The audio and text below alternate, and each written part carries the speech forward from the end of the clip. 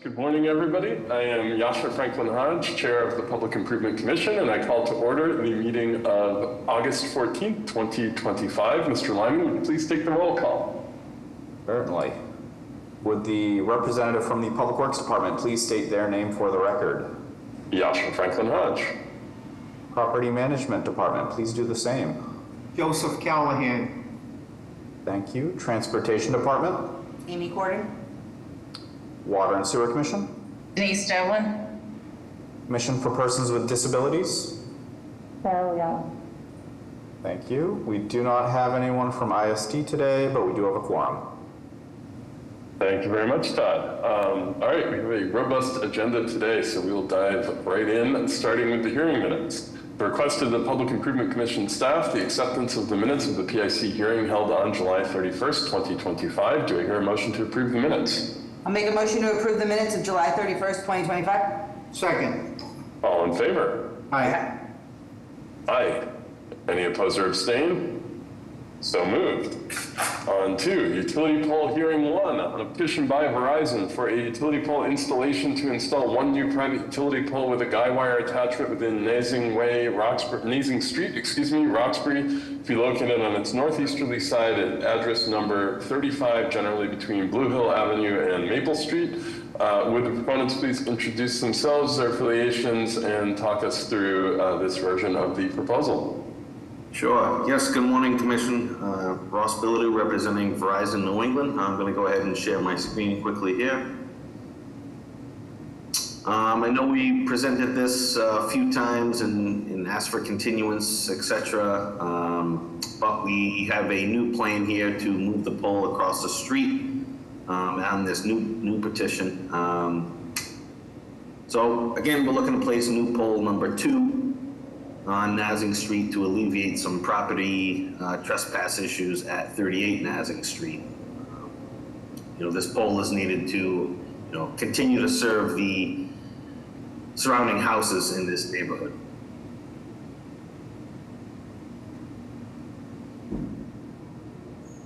Thanks, Ross. Commissioners, questions?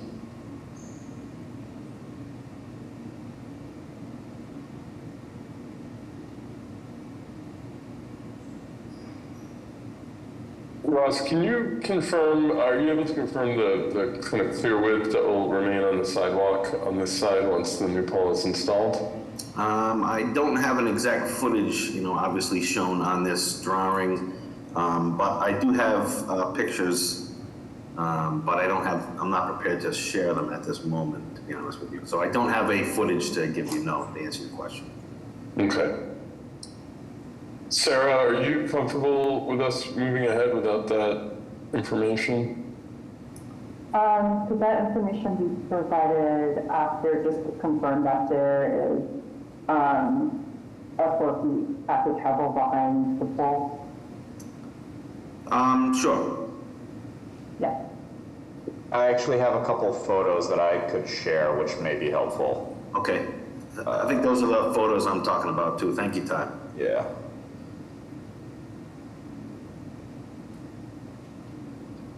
Bear with me 1 second, sorry. This obviously does not provide dimensions, but it at least shows the remaining sidewalk width in relation to the existing tree pits and other conditions. Got it. Okay, that's helpful. So it doesn't appear that this would narrow the sidewalk further beyond where the tree pit has already narrowed it. At least from these illustrations, this photo. Okay, and the guy wire here, how is this attached? It'll be on a sidewalk fixture. I'd imagine it's going to be, towards the direction that we're facing. So if we went back to that picture, Todd, where this picture was taken from is where the guy wire would be, and the anchor. Okay, so there'll be a pole of some kind extending perpendicular from the utility pole above the sidewalk and then dropping down to a anchor of some kind in the sidewalk? Yes, that's correct. Okay. All right. Just for future utility pole stuff, it would be very much appreciated if you guys could come with all of these details shown on your plan, because we ask them every time, and it's easier if it's illustrated as to what the dimensions are, where the guy wires are attached, what the clearance is above the sidewalk. I know that a lot of this stuff is somewhat standardized, but it's important to just make sure it's on the record and we have clarity on what kind of pinch points might be created. Sure, I agree. Yes, understood. Thank you. All right. All right, Commissioners, any other questions, comments? Again, Yes. if the petitioner could just provide that info to us when that information is available, we would appreciate it. Sure, we will follow up. Thank you. All right, PIC staff or members of the public? I will take this opportunity to remind the public, if you wish to ask questions or add testimony, please use the raised hand function, which can be found within the reactions tab at the bottom of your screen. I do not see anything at this time. I would just ask that Ross confirm that the abutters have been notified and Verizon has heard no comments or concerns from anybody in the neighborhood. Yeah, abutters have been notified, and to my knowledge, no, we haven't heard anything. Thank you. All right. Thank you, Todd. Do I hear a motion to approve utility pole hearing number 1?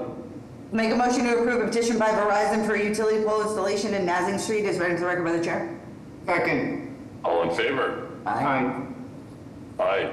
Any opposed or abstain? So moved. Thank you very much. Thank you. All right, on to the public hearing section of our agenda, starting with public hearing number 1 on a petition by the Turquoise Way abutters for a street name change, renaming the entirety of Turquoise Way, Public Way, Roxbury, located between McGreevy Way and Smith Street, to be formerly known in the future as Pauline Bennett Way. This was new business on July 31st. Would the petitioners please introduce themselves and their affiliations and just give us a very quick refresher on this proposal. I know we had the opportunity to hear from a number of community members last time, and I'm happy to hear from folks again this time, but just a quick reintroduction would be appreciated. Thank you, Chief. My name is Mac Bonner from the Mayor's Office of Neighborhood Services, representing a petition for a street name change of Turquoise Way to Pauline Bennett Way, Mission Hill. The change will impact 4 parcels on 2 blocks between McGreevy Way and Smith Street.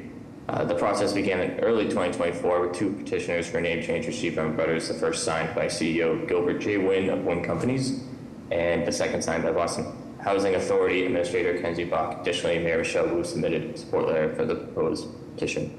ONS flyered the public hearing notice from the PIC on the aforementioned street on Friday, August 8th, 2025, and received feedback from 3 abutters. Feedback was reflected in majority support. There were a couple residents voiced that the hearing should have been hosted in the neighborhood and not at City Hall. I will leave the rest of my testimony as I said it last time, but I believe members of the Bennett family are here and plan to testify again today, and I thank you for your time. Thank you, Mackin. All right, commissioners, to hear any questions, comments? I think that we're just interested in knowing what you guys were looking for as far as scheduling, if the date mattered, if you just want us to change the signs, if you'd want to have a ceremony or any sort of coordination with the sign flip. Yes, there is a certain date. I believe it's September 6th, but Joe Bennett, who has the name Yard Time Inc., can tell you the exact details of that event. Hi, good morning. Yes, September 6th is the date that we tentatively wanted it to be presented, because that is a day that I have my annual cookout in the Mission Hill neighborhood, where I give back to that community by, exposing them to people that wouldn't come into that community, having games and giveaways and raffles and food and just a whole camaraderie that my grandmother used to put forth before she passed away as a youth, so I wanted to continue that tradition. And September 6th is the day that we have our annual cookout in the Mission Hill neighborhood. As far as the whole ceremony, we want the full ceremony that any other person would get. that was getting the street named after their parents, relatives, or themselves. Okay, I will note the September 6th deadline. I will see what we can do as far as getting it out there, and then we'll coordinate through Todd whether or not you want the signs bagged or however you want to go about that piece of it. And if you would like, we can provide you with an additional sign if you would like to have some sort of ceremony that is not necessarily right on the corner. We can get you an additional sign. Oh, I would love for that to happen so I can put it right in my living room. Perfect. Thank you so much.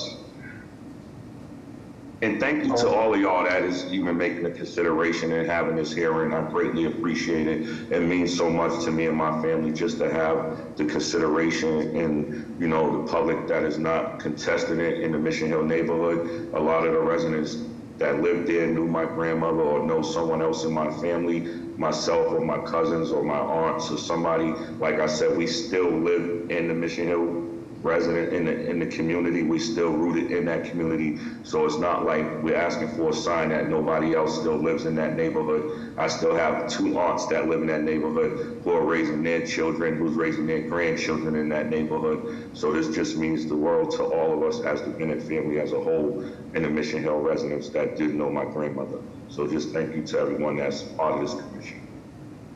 Thank you, Mr. Bennett. You know, most of what we do here is fairly dry and technical, so it's always nice when we get to do something that has such meaning for a neighborhood.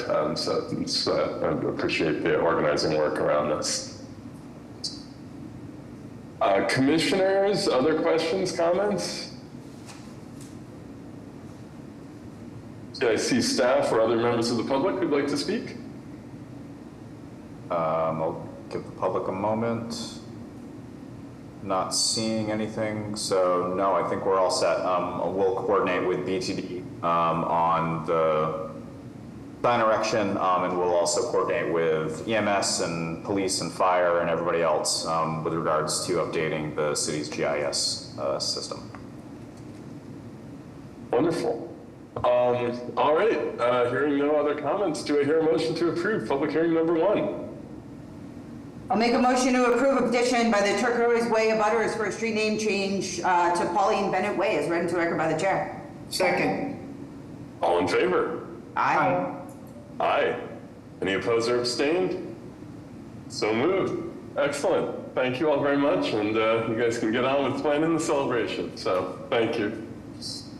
Thank you, guys. Thank you guys so much. Thank y'all so much. I don't know how much this means to my family. Thank you so much. Thank you, Joe. All right. Moving on to public hearing number 2 on a petition by the Massachusetts Department of Conservation and Recreation for the making of specific repairs within the following public ways in Dorchester and Hyde Park, consisting of curb realignment, sidewalk reconstruction, as well as new and relocated pedestrian ramps, driveway curb cuts, and mountable curb. Edgewater Drive, generally between Mataska. Oh man, I messed this up last time and thought I was going to get this right today. Matakeesit Street and Topolian Street. Matakeesit Street at Edgewater Drive, Wachusett Street at its southeasterly terminus south of River Street, Malta Street at Edgewater Drive, Topolian Street at Edgewater Drive.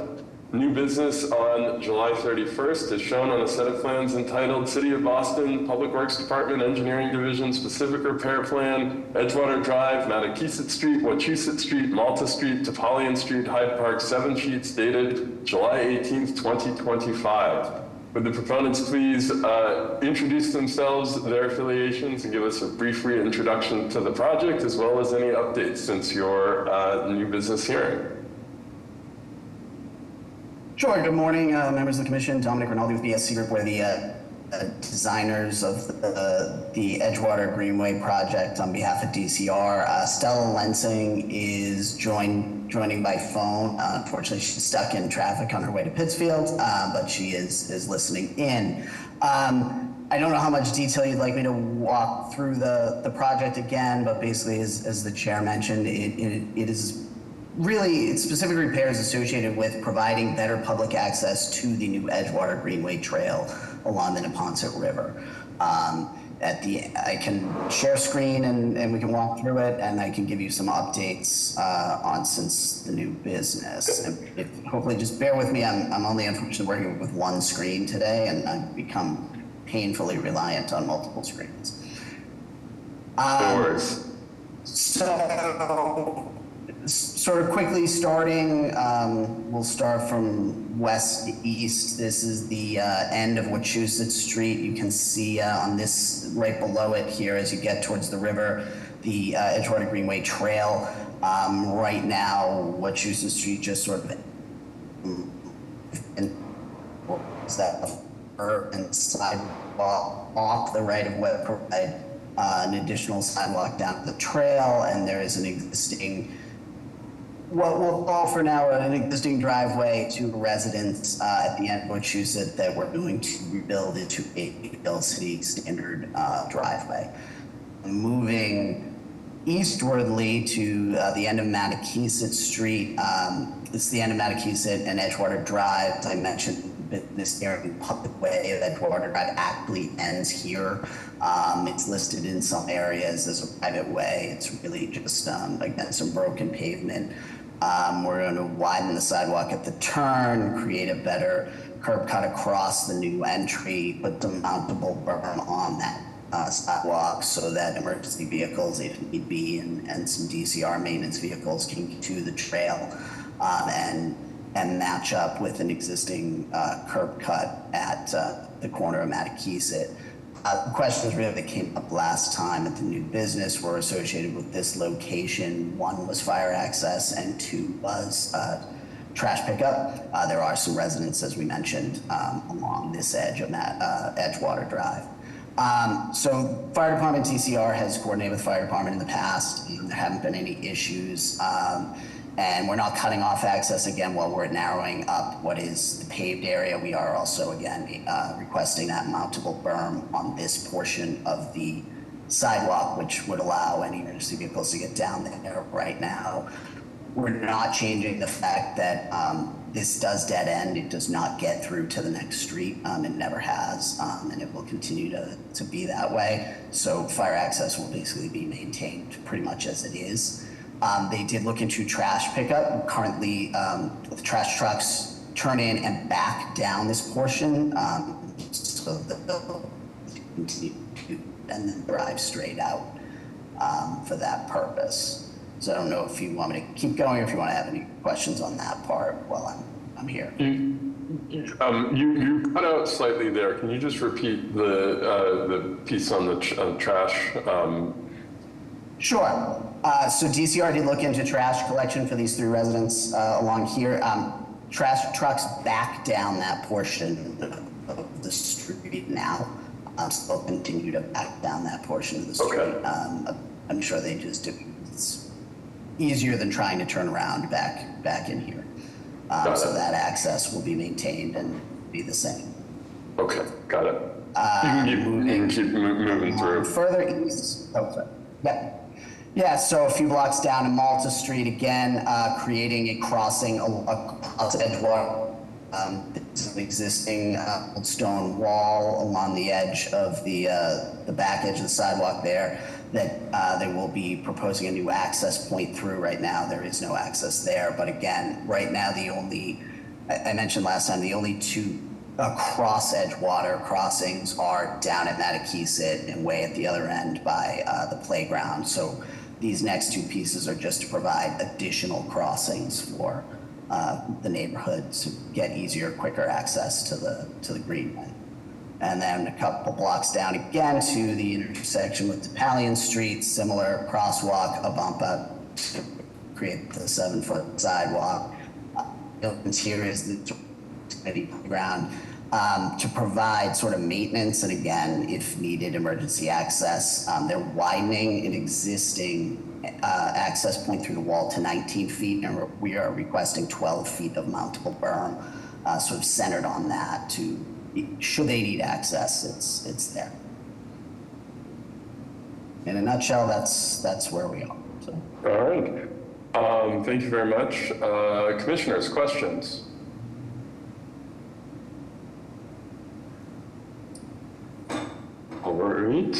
Hearing If I may, none. sorry, Mr. Chair, Yeah. I did forget to mention one thing. You guys had asked about an LMI for the wall.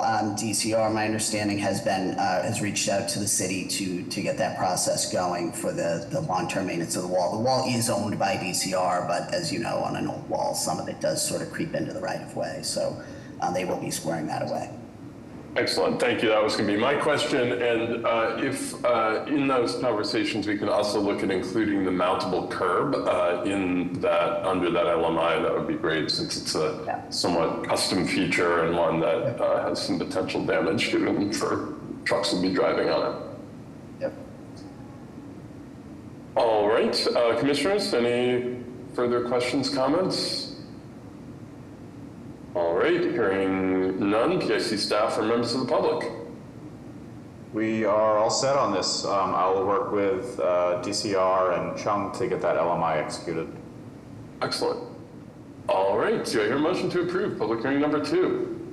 I'll make a motion to approve a petition by the Massachusetts Department of Conservation and Recreation for the making of specific repairs within Edgewater Drive, Mattakesett Street, Wachusett Street, Malta Street, and Pallion Street, as read into the record by the chair. Second. All in favor? Aye. Aye. Aye. Any opposed or abstain? So moved. Thank you very much. All right, thank you all. Have a great day. You too.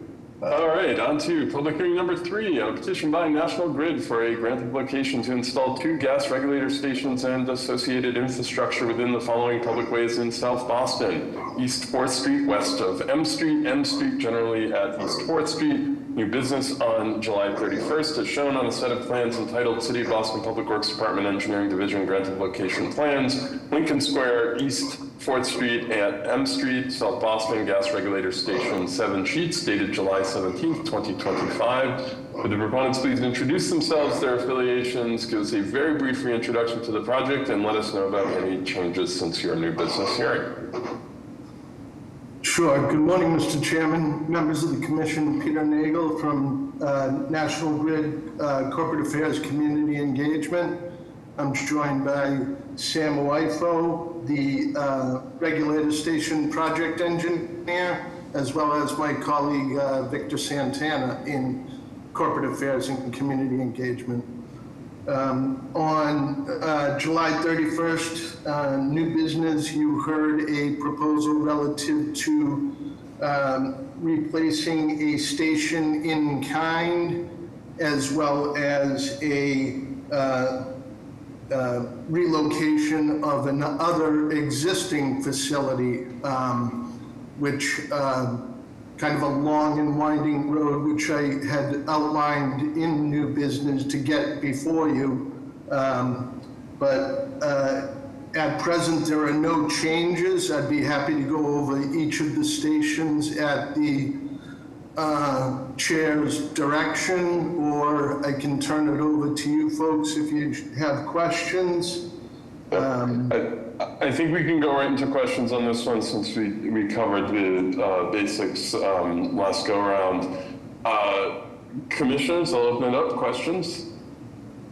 Thank you for the presentation. I just wanted to confirm with the project team that if any of the construction disturbs any on-street accessible parking spaces, that we should be charged for office so we can get those accessible parking spaces relocated for those construction activities. Absolutely.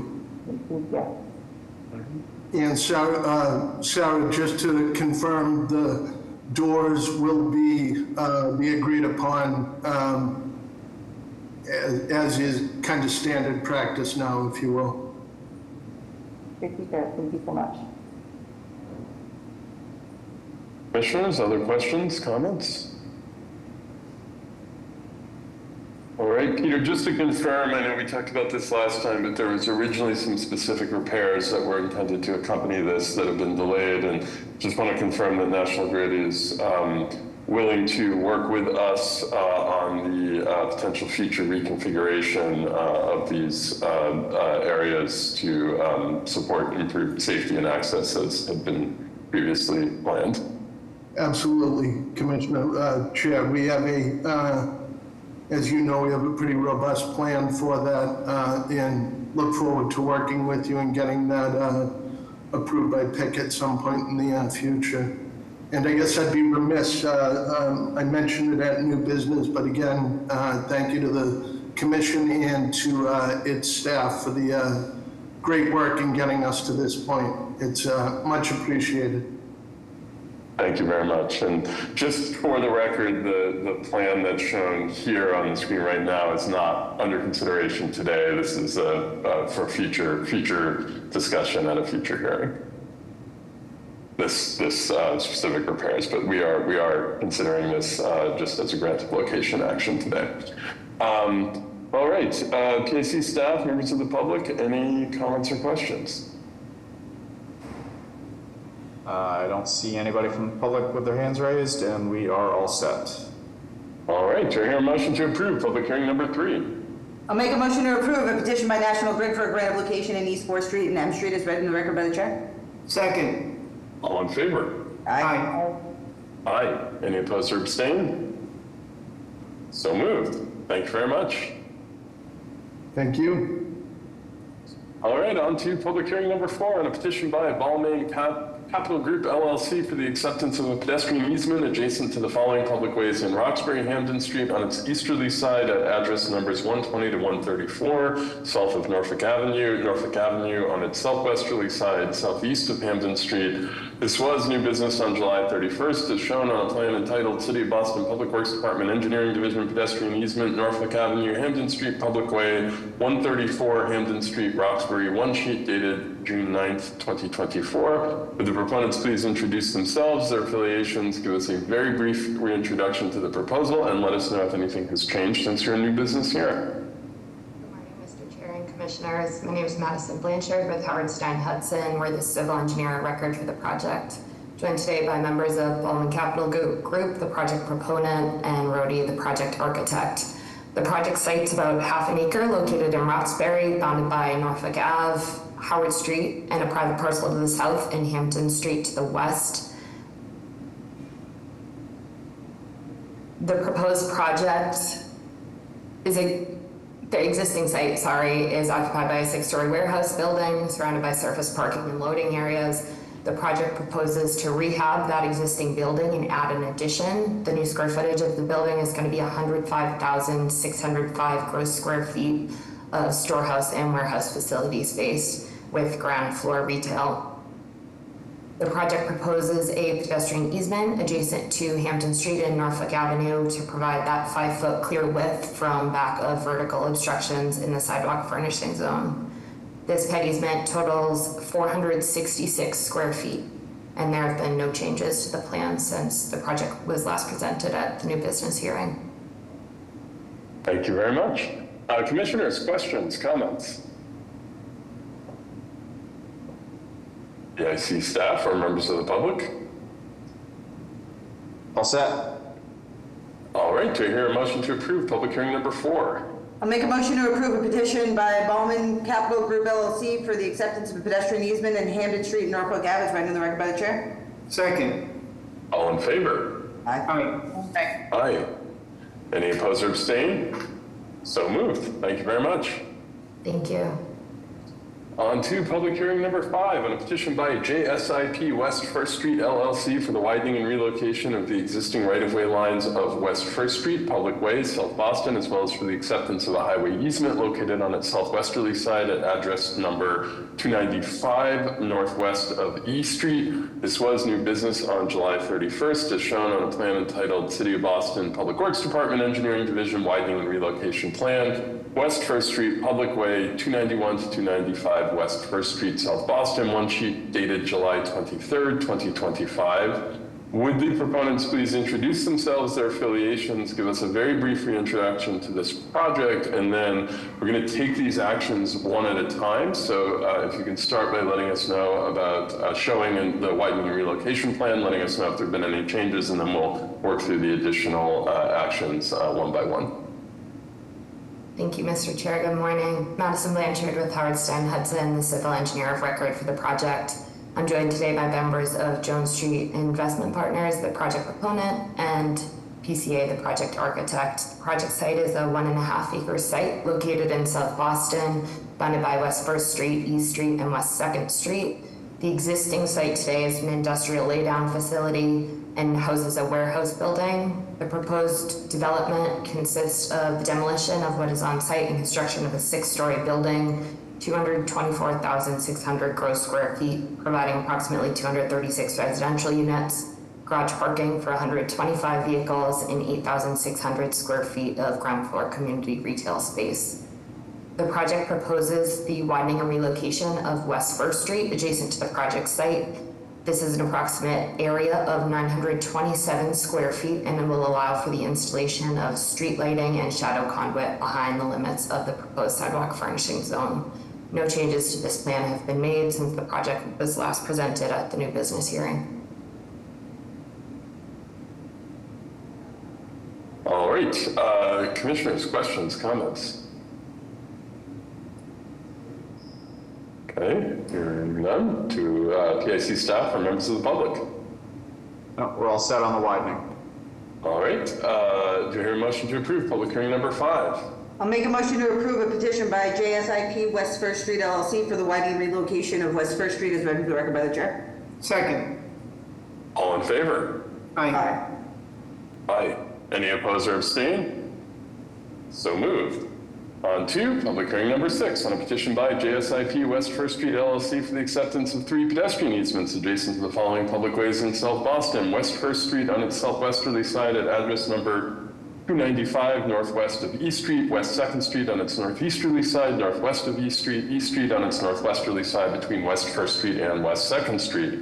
New business on July 31st as shown on a set of plans entitled City of Boston Public Works Department Engineering Division Pedestrian Easement Plan, West 1st Street, East Street, West 2nd Street, Public Way 291 to 295 West 1st Street, South Boston, 3 sheets dated July 23rd, 2025. Would the proponents please reintroduce themselves and their affiliations and let us know about any changes to the pedestrian easement plan since your new business hearing? Good morning, Madison Blanchard with Howard Stein Hudson. The project proposes a pedestrian easement on West 1st Street. This pedestrian easement has a total area of 686 square feet and provides a 5-foot minimum clear path from back of sidewalk furnishing zone to edge of building. No changes have been made since the project was last presented at new business. Thank you very much. Commissioners, questions, comments? PIC staff or members of the public? All set. Do I hear a motion to approve public hearing number 6? I'll make a motion to approve a petition by JSIP West 1st Street LLC for the acceptance of 3 pedestrian easements in West 1st Street, West 2nd Street, and East Street as read into the record by the chair. Second. All in favor? Aye. Aye. Any opposed or abstain? So moved. On to public hearing number 7 on a petition by JSIP West 1st Street LLC for the making of specific repairs within the following public ways in South Boston, consisting of curb realignment, sidewalk reconstruction with structural soil, as well as new and relocated pedestrian ramps, specialty pavement, street lighting infrastructure, storm drain infrastructure, street trees, landscaping, bike racks, hydrants, street furniture, driveway curb cuts, and raised crosswalks. West 1st Street at address number 295 northwest of East Street, West 2nd Street northwest of East Street between West 1st Street and West 2nd Street. New business on July 31st is shown on a set of plans entitled City of Boston Public Works Department Engineering Division, Civic Repair Plan, West 1st Street, East Street, West 2nd Street, Public Way 291 to 295 West 1st Street, South Boston, 6 sheets dated July 23rd, 2025. Would the proponents please reintroduce themselves and their affiliations and walk us through any changes to the specific repairs since your new business hearing? Thank you, Mr. Chair. Madison Blanchard with Howard Stein Hudson, the civil engineer of record for the project. There have been minor changes to the proposed specific repair plan since the project was last presented at the new business hearing. Within West 1st Street, the garage entry was recessed a few feet further into the building, and the garage door itself was widened to 20 feet. This resulted in a slight shift of the driveway curb cut to align with the proposed garage door. That is the only change within West 1st Street. This addressed comments received from the planning department and BTD. Within West 2nd Street, the only change that has been made since the project was presented at new business hearing was the separation of the 15 bike share station into 3 separate sections. This allows for that bike share station to be recessed further into the sidewalk furnishing zone. However, the relocation of this bike share station still maintains the necessary clearances to retain on-street parking and the same number of bike share spaces as previously proposed. And lastly, along West 2nd Street, there have been no changes to the proposed layout. However, tree species have been adjusted in accordance with comments from the planning department. Those are the only changes that have been made since this project was last presented at the new business hearing. Thank you very much. Commissioners, questions, comments? EIC staff or members of the public? All set on this. All right, easy enough. Do I hear a motion to approve public hearing number 7? I'll make a motion to approve a petition by JSIP West First Street LLC for the making of specific repairs within West First Street, West 2nd Street, and East Street as read in the record by the chair. Second. All in favor? Aye. Aye. Any opposed or abstain? So moved. Thank you very much. Thank you, Madison. Thank you. All right, on to our next item, public hearing number 8, on a joint petition by Orange Barrel Media LLC and Wang Theater Inc. for the granting of a projection license for the installation of a digital marquee over a portion of the sidewalk within Stewart Street, public way, Boston proper, located on its southerly side at the side of 270 Tremont Street, generally between Washington Street and Tremont Street.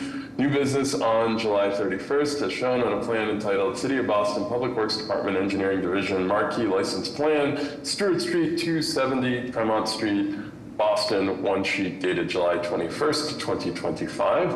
Would the proponents please introduce themselves, their affiliations, give us a very brief reintroduction to the proposal, and let us know about any changes since your new business hearing. Thank you very much, Chair and members of the Commission. My name is Chris Rainier from Goldston & Stores on behalf of Orange Barrel Media.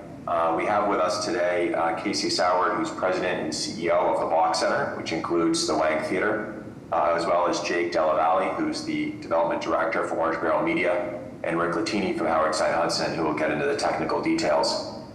There have been no changes to the plan since new business, at which we answered a couple of questions that were raised about the sign. In the interest of time, just briefly, I will go over a little bit of project background and then turn it over to Rick. As mentioned at new business, for the last several years, Orange Barrel has been working and it has engaged in a comprehensive process to obtain approvals necessary to erect this digital sign at the back of the Block Theater. The sign's located in an area of Boston that is zoned to allow these signs by a conditional use permit. And the sign is designed to complement the Block Center's entrance marquee and will utilize state-of-the-art LED technology and will include a combination of content, including content that will be dedicated to supporting and promoting the Block Center. And Orange Barrel's lease payments will also help the Block Center financially and help it stabilize as it recovers from the COVID pandemic. Casey is here from the Block Center, as I mentioned, if there's any questions about the Block Center's operations or programming. The sign's obtained approvals from the Board of Appeal. It has also obtained approval from the BPDA, which has included entering into a license agreement with the BPDA related to and regulating the content and providing for revenue share with the city and also restricting hours of access operation. The sign's received significant community support as evidenced by the letters that were submitted with the engineering report. And with that, I will turn it over to Rick Latini, who can scroll quickly through the presentation, and then we can get the license plan up on the screen. Thank you very much.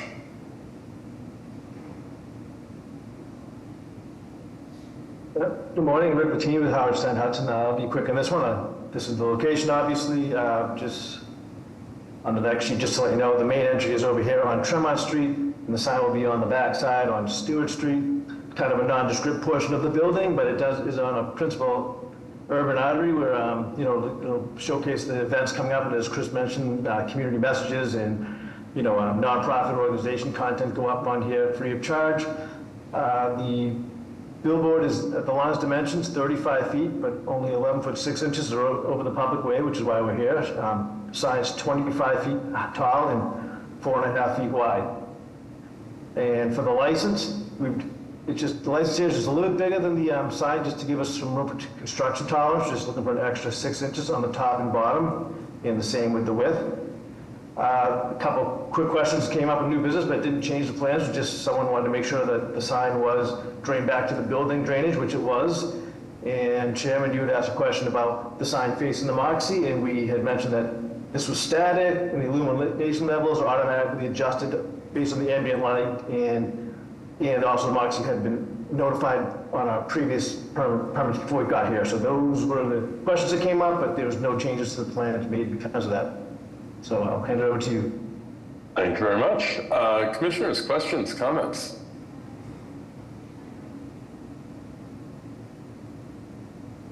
DIC staff or members of the public?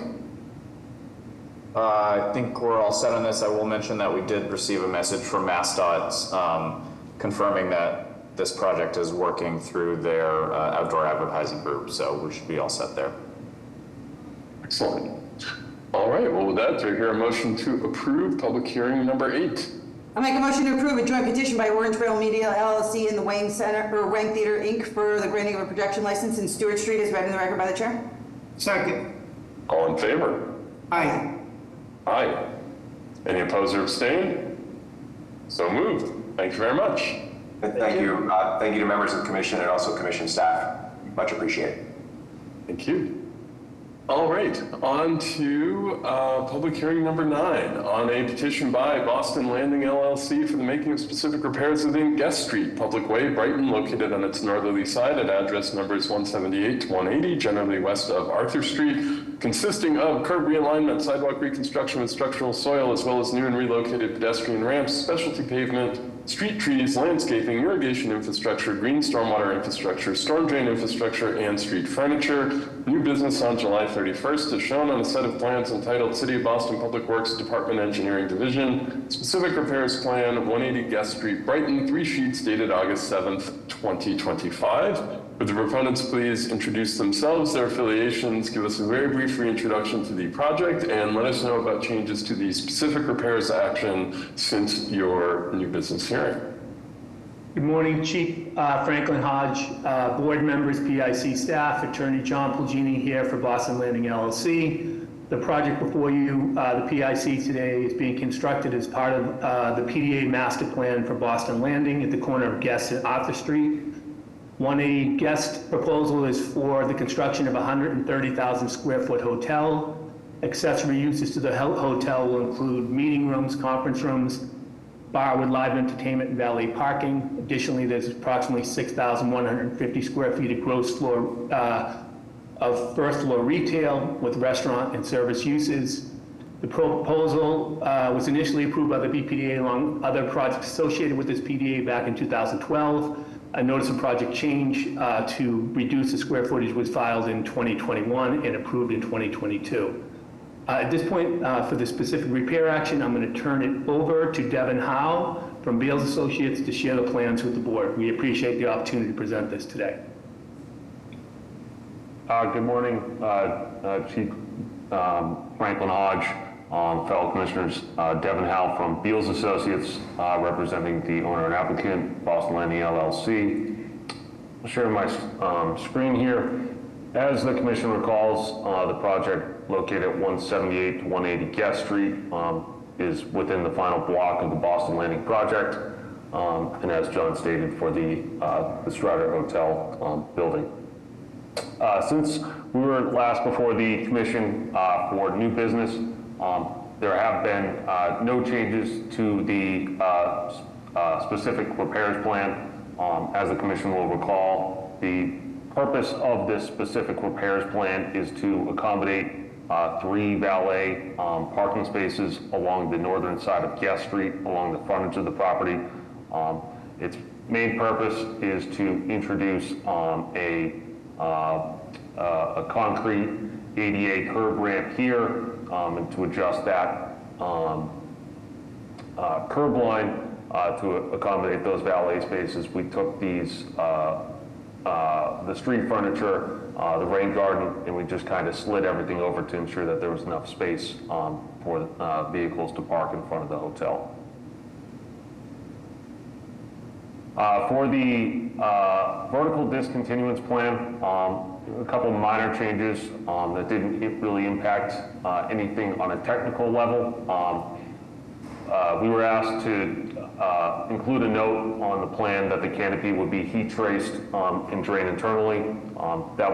It's what would be constructed if PIC approves this, but just to make sure that the I's were dotted, T's were crossed, we made sure to add that to the plan at the request of PIC staff.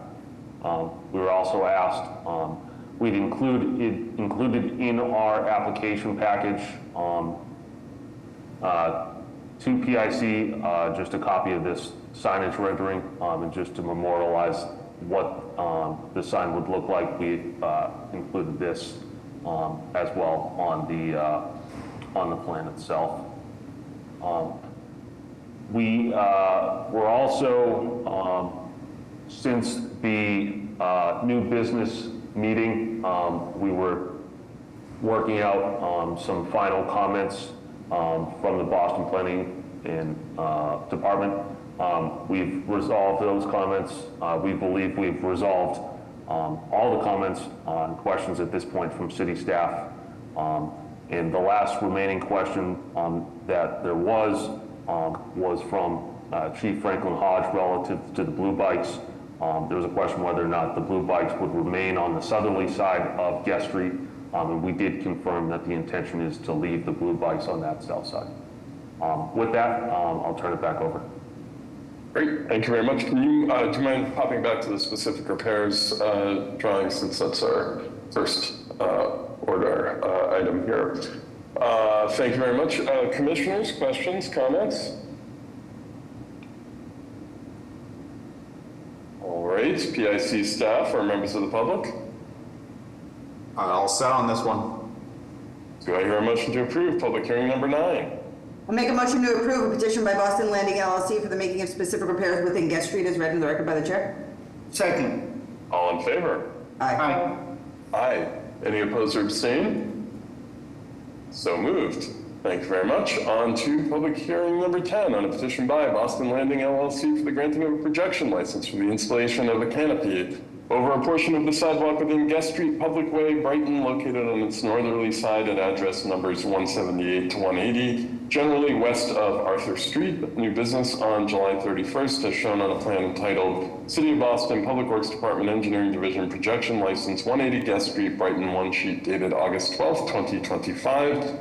Would the proponents please reintroduce themselves and their affiliations, and I think you've already given us an update on changes, so if you could just pull the projection license plan back up for this item. Again, good morning. Chief Franklin Hodge, board members, PIC staff, Attorney John Pulgini here for Boston Landing LLC. This PIC action is for the construction of a hotel, and the projection license is for the installation of a canopy which will extend over a portion of the public sidewalk on Guest Street. Again, this project was part of a PDA that was approved in 2012 and a notice of project change reducing the square footage that was filed in 2021 and approved in 2022. Again, I will give it back to Devin Howe to walk through the plans for this projection license. Thank you. Thanks, John. Again, Devin Howe from Beals Associates, representing the owner and applicant, Boston Landing LLC. Apologize to the commission for going a little bit out of order there. But as I had stated, there were just a couple remaining questions from city staff regarding heat tracing and draining internally, the canopy itself, which we've addressed, and including that signage rendering. With that, I'll turn it back. Thank you very much. Commissioners, questions, comments? PIC staff or members of the public? All set. We appreciate the team's willingness to update their plans for us. All right, do I hear a motion to approve public hearing number 10? Make a motion to approve a petition by Boston Landing LLC for the granting of a projection license Guest Street as read in the record by the chair. Second. All in favor? Aye. Aye. Any opposed or abstained? So moved. Thank you very much. Thank you very much.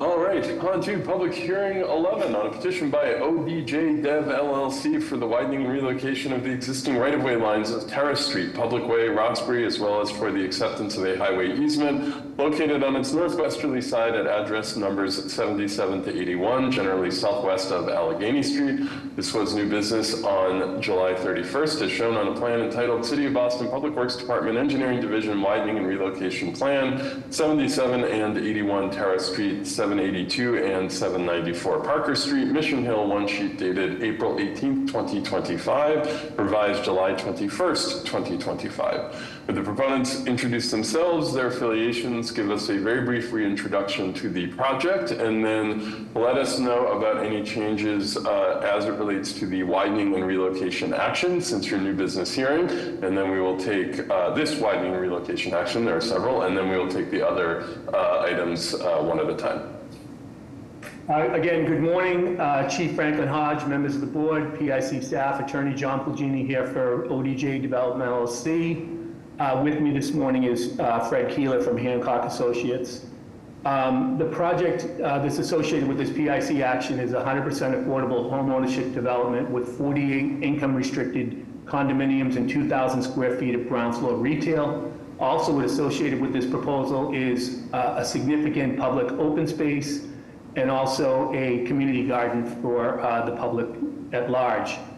At this point, with respect to the street widening on Terrace Street, I will turn it over to Fred Keeler to walk you through the plans. Thank you, John. Good morning, Mr. Chairman and members of the commission. Can everyone see the plan on the screen? We can. Okay, great. So, as John mentioned, this proposed widening along Terrace Street is associated with an affordable housing project on what we're identifying as Parcel A on the plan. And the widening, the purpose of the widening is to encompass sidewalk, an expanded sidewalk width with tree pits, bike racks, and so forth, which we can get into later in the process. But that's the purpose of the meeting. There's been no changes to this widening plan since our new business presentation. And if there are any questions, we're certainly happy to address them. Thank you very much. Commissioners, questions? PIC staff or members of the public? We're all set on the widening. All right. Do I hear a motion to approve public hearing number 11? I'll make a motion to approve a petition by ODJ Dev LLC for the widening and relocation of the existing right-of-way of Terrace Street as read in the record by the chair. Second. All in favor? Aye. Aye. Any opposed or abstain? So moved.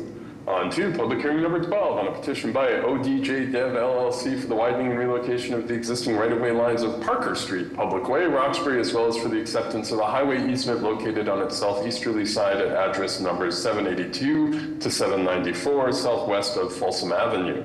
New business on July 31st. As shown on a plan entitled City of Boston Public Works Department Engineering Division Widening and Relocation Plan, 77 and 81 Terrace Street, 782 and 794 Parker Street, Mission Hill, one sheet dated April 18th, 2025, revised July 21st, 2025. Would the proponents please reintroduce themselves, their affiliations, and give us any updates on this widening and relocation action since your new business hearing? Again, good morning, Chief Franklin Hodge, members of the board, PIC staff, Attorney John Pulgini here for ODJ Dev LLC. With me is Fred Keeler from Hancock Associates. Again, this is a 48-unit, 100% affordable home ownership building that is being constructed in Mission Hill. Associated with this is public open space and the community garden. The second action before you is for the widening and relocation on Parker Street. At this point, I'll turn it over to Fred Keeler to walk you through the plans. Thank you. Thank you, John. Again, for the record, Fred Keeler from Hancock Associates. Good morning, Mr. Chair and members of the commission. As John just mentioned, as part of the project, there's an open space proposal on parcel, what we're identifying as Parcel B. There'll be an open space park that'll be owned and maintained by Parks and Recreation. Parcel C is proposed as a community garden to be owned and maintained by the trustees of reservations.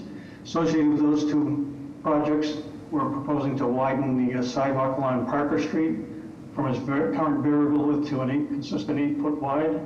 And that's the purpose of the widening and relocation that's being proposed.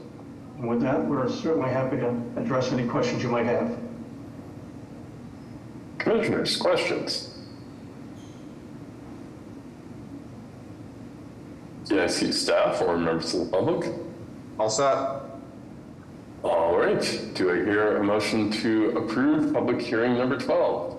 I'll make a motion to approve a petition by ODJ Dev LLC for the widening and relocation of Parker Street as read into the record by the chair. Second. All in favor? Aye. Aye. Any oppose or abstain? So moved. On to public hearing number 13 on a petition by ODJ Dev LLC for the making of specific repairs within the following public ways in Roxbury, consisting of curb and sidewalk reconstruction with structural soil, as well as new and relocated specialty pavement, street lighting infrastructure, street trees, bike racks, and driveway curb cuts. Harris Street on its northwesterly side at address numbers 77 to 81, generally southwest of Allegheny Street. Parker Street on its southeasterly side at address numbers 782 to 794, southwest of Folsom Avenue. New business on July 31st is shown on a set of plans entitled City of Boston Public Works Department Engineering Division Specific Repair Plan 77 and 81 Terrace Street, 782 and 794 Parker Street. Mission Hill, 3 sheets dated April 18th, 2025, revised July 8th, 2025. The proponents please reintroduce themselves, their affiliations, and walk us through any changes to the specific repairs action since your new business hearing. Again, good morning, Chief Franklin Hodge, members of the board, PIC staff, Attorney John Plugini here for ODJ Dev LLC. With me this morning is Fred Keeler from Hancock Associates. Again, 48-unit homeownership, affordable building, ground floor retail, public open space, and community gardens. This action is for specific repairs located on Terrace and Parker Streets in Mission Hill. And at this point, I'll turn it over to Fred Keeler to show you the plans. Thank you. Thank you, John. Good morning, Mr. Chairman and members of the commission. Fred Keeler from Hancock Associates.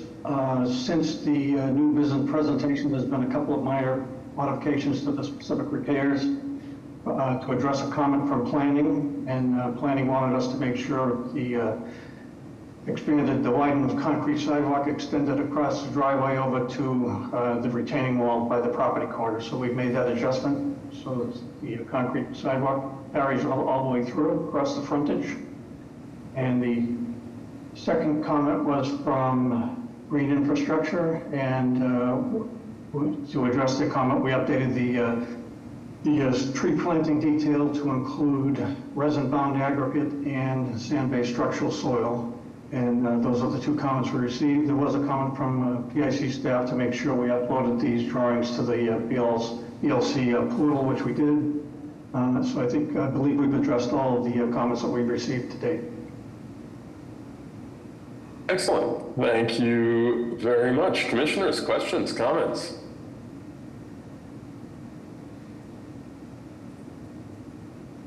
Great, hearing none. PIC staff or members of the public?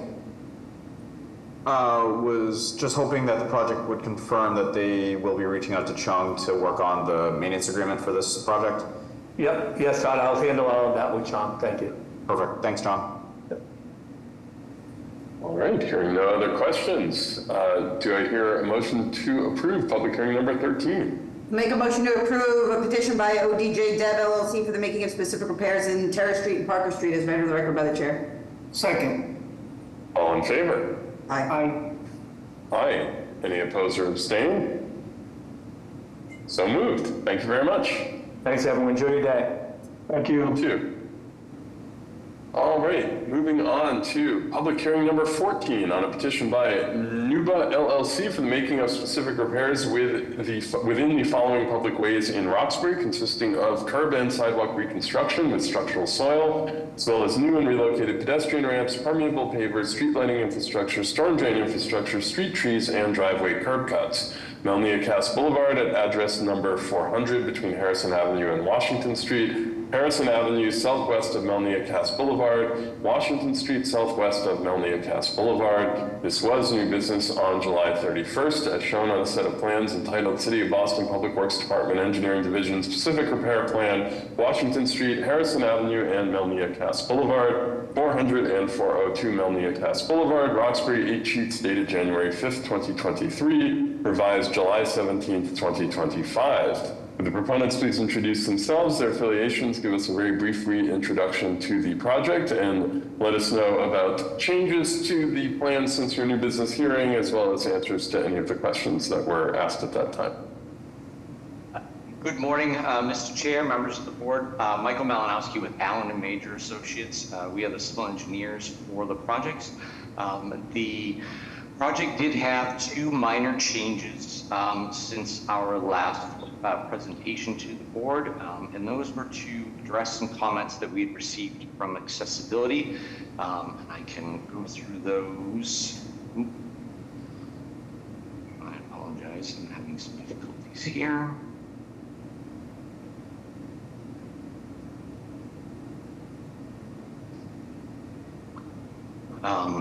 So the one minor change that we had was relative to the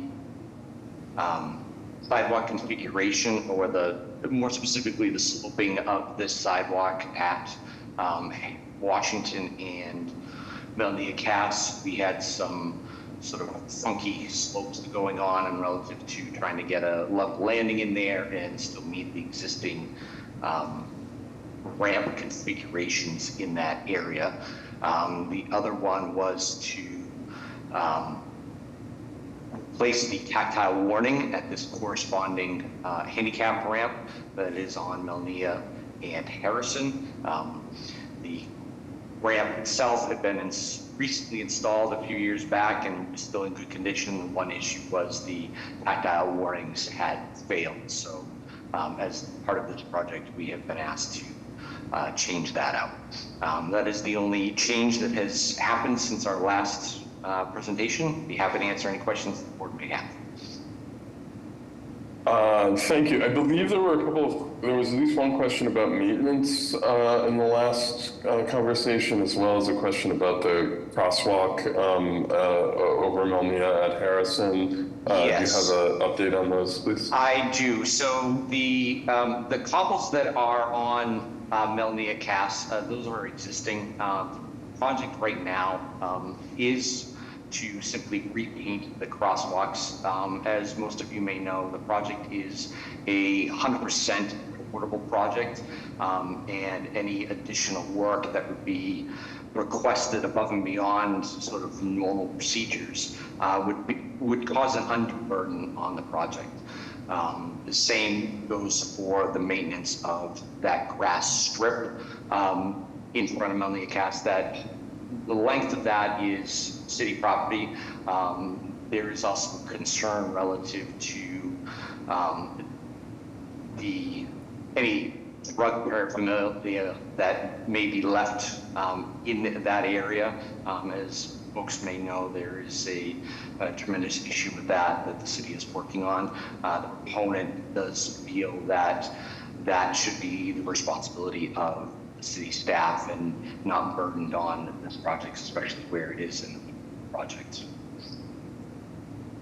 Thank you very much for the update on that, on both those things. A couple of things. So just to state for the record, right, the city does currently perform a very basic level of maintenance on this grass strip here, with mowing to kind of keep it from becoming overgrown, and basic cleaning. But I think certainly the city can continue to do that level of service. I just want to make sure the project proponents are aware of that, and this may not meet the standards that a building might prefer to see in terms of the frequency of mowing and cleaning, but we will certainly continue to perform maintenance on this strip as we currently do, with the frequency we currently do. So I just want to put that on the record in case there's future concern or confusion about the level of maintenance the city provides here.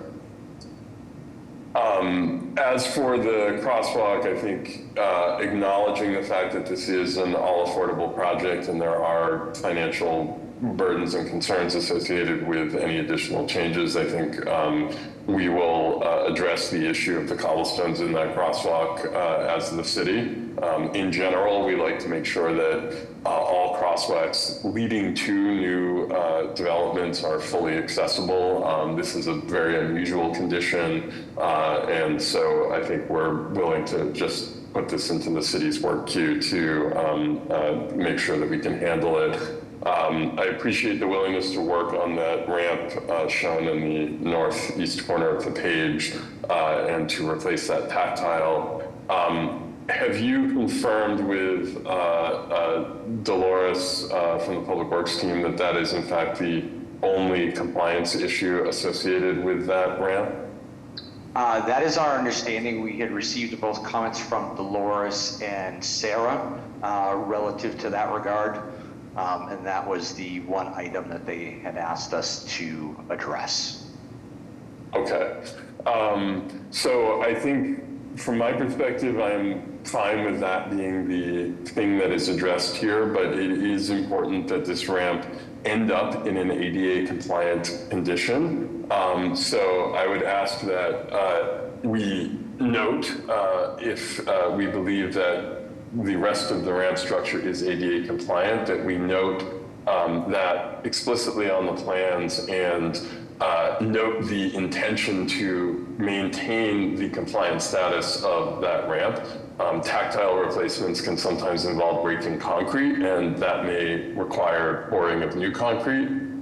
And so we want to make sure that there is a acknowledgement of existing ADA status, if that is the conclusion of the Disabilities Commission and Dolores from Public Works, and a commitment to maintain it in its compliant status. So if we can be a little bit more explicit about that in the plan, and that does mean, from my perspective, that if the work to replace the tactile causes other issues which infect compliance, that it will be the responsibility of the proponent to restore the ramp to its fully compliant status. Yes, we can make that note. Excellent, thank you. All right, with that, commissioners, other questions, comments? Thank you, Chief, and thank you, project team. I just wanted to note that I believe I received updated plans from the proponent on Monday, and our team does have some comments about the slopes at that Washington and Mountain corner, but we're happy to take that conversation offline after potential approval, so we can get this project on the way, but still sort out any missing information that my team has about the slopes. So I ask that, again, you coordinate with Dolores Haborna, who is also on this call, just to make sure that her team is satisfied with the information being provided in regards to the slopes.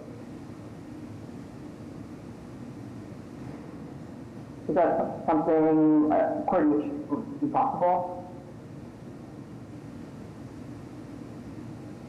It most definitely is, and I don't think the work that we're going to do back and forth is going to change the design intent of what's presented here. I think it's a matter of making sure that those slopes, it is sort of a unique situation based on the alignments of the existing crosswalks and such in the existing ground that's in that area.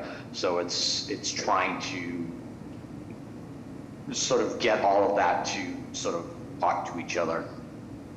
Yeah, we understand some of the challenges that exist at this corner, and we're happy to talk in detail and get into the weeds offline. Thank you. All right, commissioners, other questions, comments?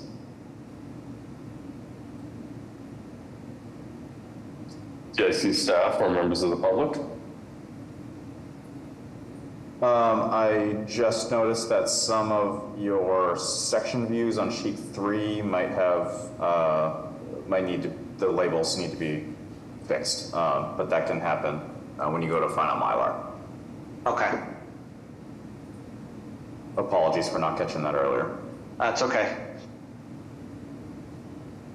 We may have some changes before we go to final Mylar based on our discussions with Sarah and her group, so. All right. Oh, go ahead. Yeah, we also may need to, we'll have to bolster the notes relative to the ADA ramp on Harrison, the opposing ramp. So we will definitely make sure that that gets incorporated before we go to Mylar. We will also work with PIC staff and legal to solidify the LMI that'll be associated with this work as well. Thank you very much. We appreciate that. And yeah, just work with Todd and others on the specific language for the ramps, but we'll make sure we get it buttoned up. It sounds like we're aligned on what's expected here.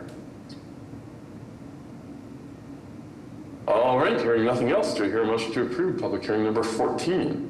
I'll make a motion to approve a petition by Nuba LLC for the making of specific repairs in Melnia Cass Boulevard, Harrison Ave, and Washington Street is read into the record by the chair, contingent upon updates to the ramp notes and coordinations with the Commission for Persons with Disabilities. Second. All in favor? Aye. Aye. Aye. Any opposed or abstain? So moved. Excellent. Thank you very much. Thank you, everyone. All right, well, that concludes the public hearing section of our agenda. So moving on to our new business, starting with new business 1, 34 Dry Dock Avenue, South Boston, specific repairs on a petition by the City of Boston Public Facilities Department. Would the proponents please introduce themselves, their affiliations, and talk us through what is being proposed here?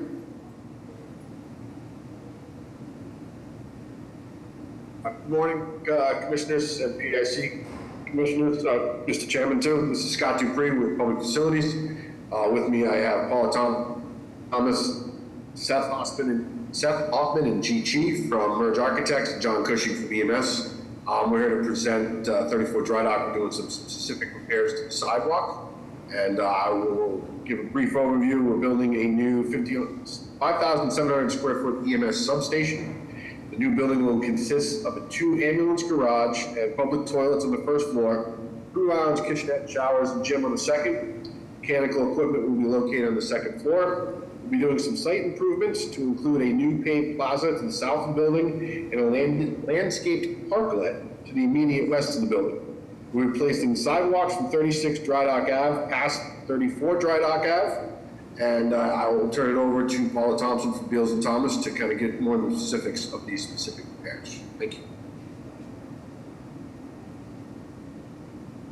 And hopefully everyone can see my screen. This is the existing conditions. So the site is currently part of Pier 10 Park, which is right at the corner of Dry Dock Ave where it turns the corner to Black Falcon. Currently, Dry Dock Ave is privately owned. It's owned by EDIC as well as Pier 10 Park.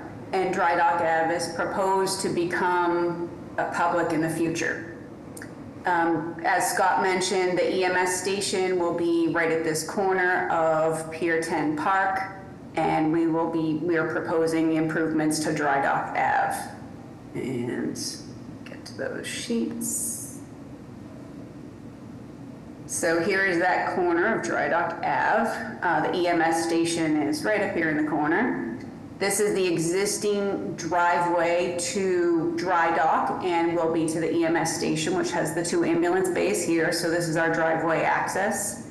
And we are proposing to improve some of the existing sidewalks on Dry Dock and reconfigure the existing parking spaces, adding an accessible parking space and an accessible ramp. New sidewalks along the project frontage and down along 36 Dry Dock with a new accessible ramp. And we have worked with Dolores and Sarah to propose upgrades to the reciprocal ramp. Additionally, we have proposed the sidewalk is up at sidewalk grade, and so we have a a driveway ramp that comes down. We don't have any street trees, but we have proposed a couple of planters with a planting schedule that's on the plans with perennials and shrubs. You can see the planter here. We are, Public Works, Public Facilities Department will be signing an LMI for maintenance of those planters, as they have other planters of the same type on the project site. We have worked with all the departments. We received comments from PIC, Planning, Dolores, Sarah. We worked with Dan at Parks. We don't have any street trees proposed, so he was good with the plan. And we are also coordinating with Massport, as they have their cruise terminal close by, so that I just wanted to make sure that during construction, we're still providing access to the terminals. And that is an overview of the improvements, and open it up to any questions. Thank you very much. Commissioners, questions, comments? Thank you so much for the presentation, Paula. Just wondering for Dry Dock Ave, as it's currently private, if the acceptable parking sign, will that be BTD signage or signage provided by the proponent?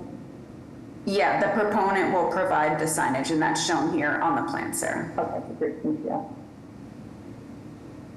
Yeah, and Sarah, I can jump in. We've been working with the EDIC on taking over all of the streets in this neighborhood. So once that happens, this will turn into just standard city regulated, BTD regulated parking. We just did a whole bunch of work with the meters out there, so I don't know if, I don't know that it impacts this, but the signage might be slightly different as far as the existing condition standpoint.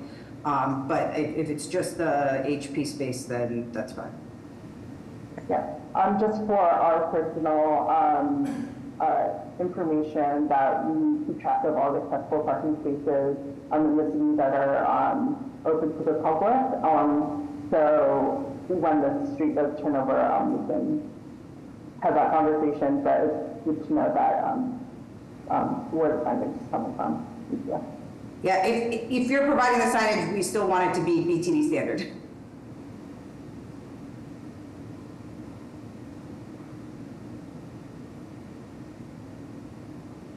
All right, commissioners, other questions, comments? EIC staff or members of the public? I think we're all set on this one. All right, will you be ready for your public hearing in 2 weeks, correct, Todd, on the 28th? Yes, 2 weeks, August 20th. Right. 2 weeks, will you be ready for your public hearing? Yes, we will. Excellent, all right, well, we will see you then. Thank you so much. Great, thank you so much. Thank you.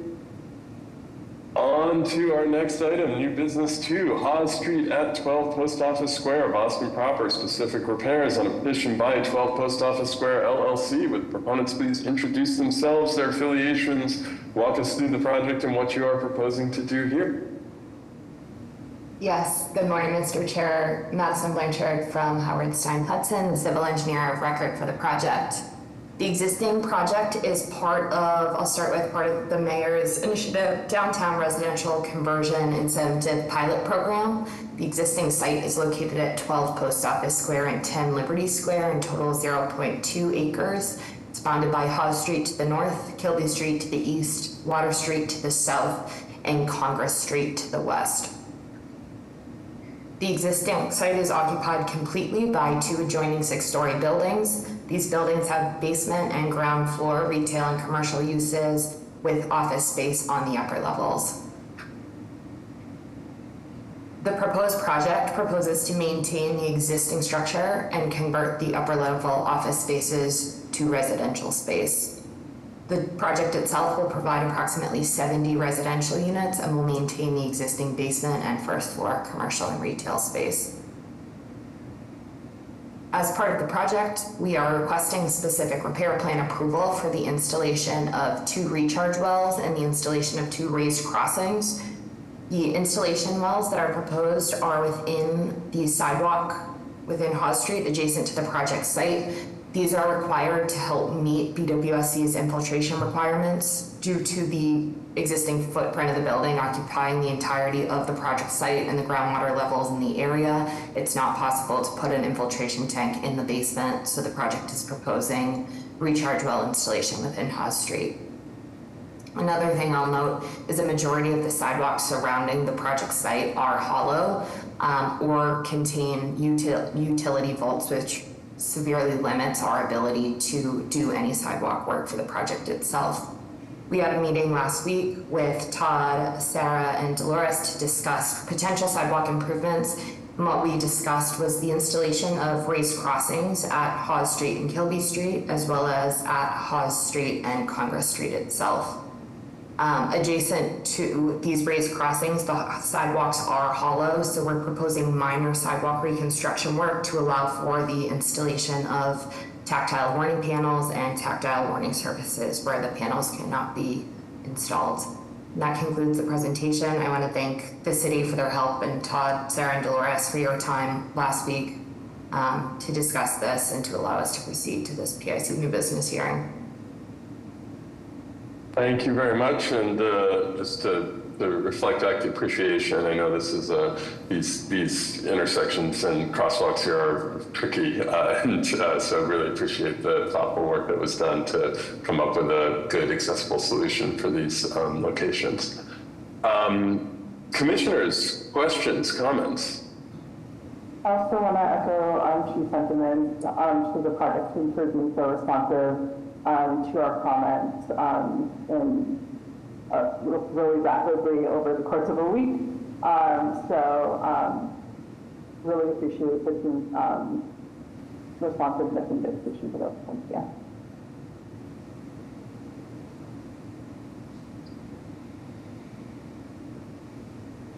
Commissioners, other comments, questions?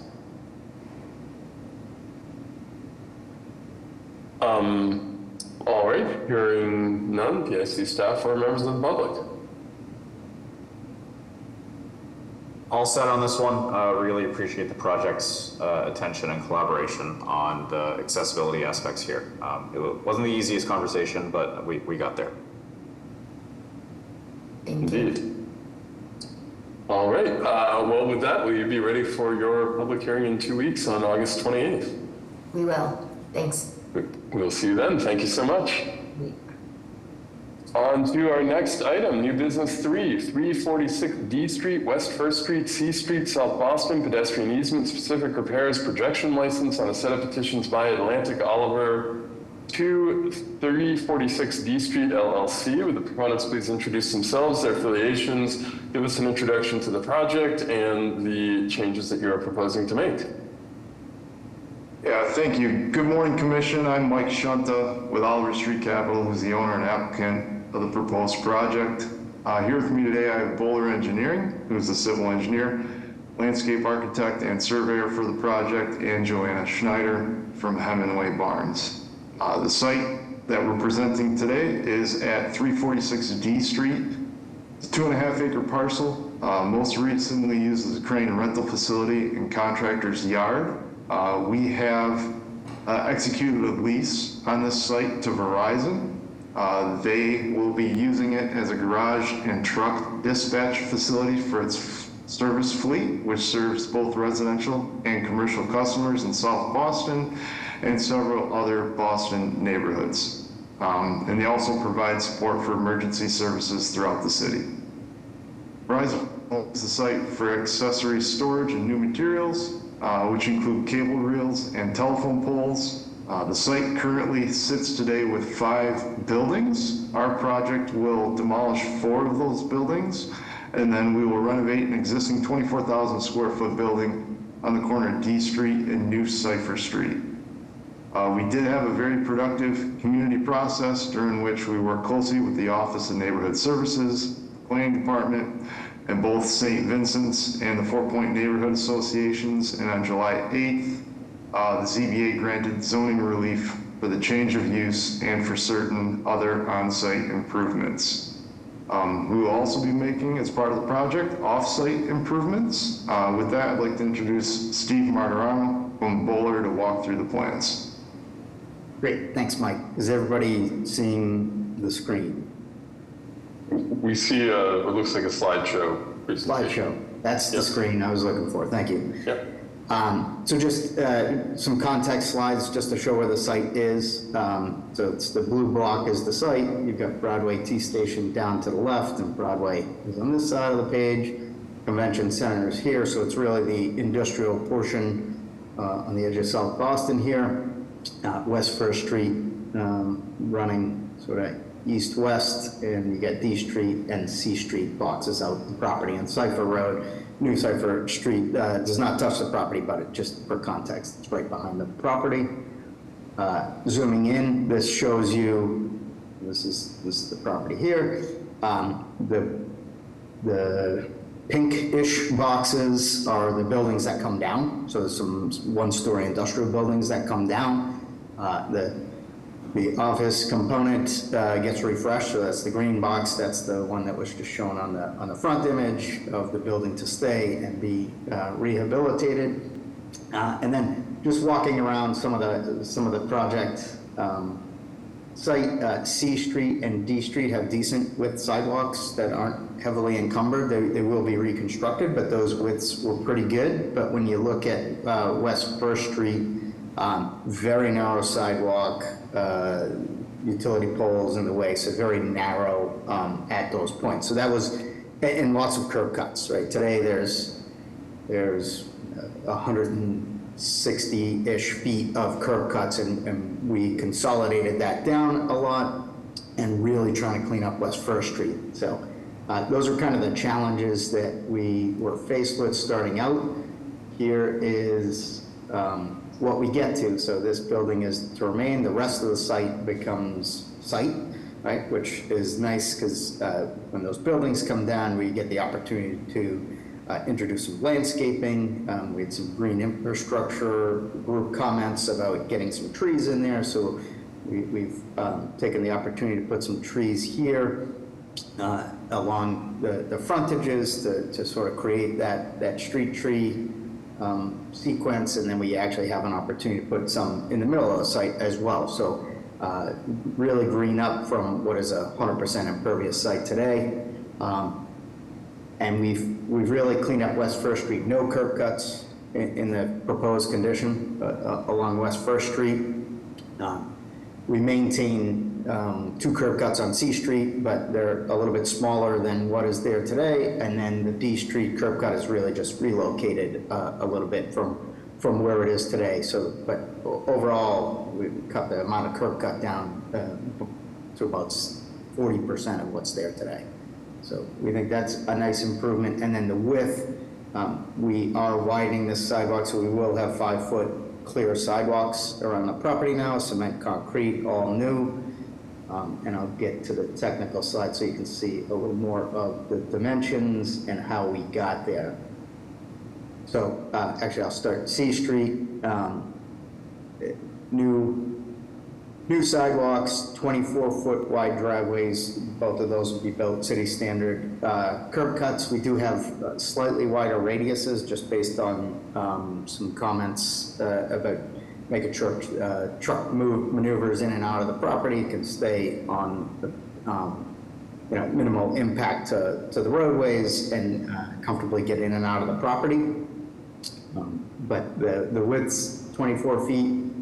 As we get down to the corner, we spent some time with Sarah and her group talking about the curb ramp configurations, and actually C Street and West First, this whole intersection is brand new. So new ramp accommodations at all 4 corners, and those were confirmed to be compliant. So we're really trying to keep that configuration. I think there will be some impact to the one on our side, and whatever we impact, we're going to replace in kind. But so that effectively is in good condition, and we're going to build brand new up to it and clean up whatever needs to be disturbed for construction purposes.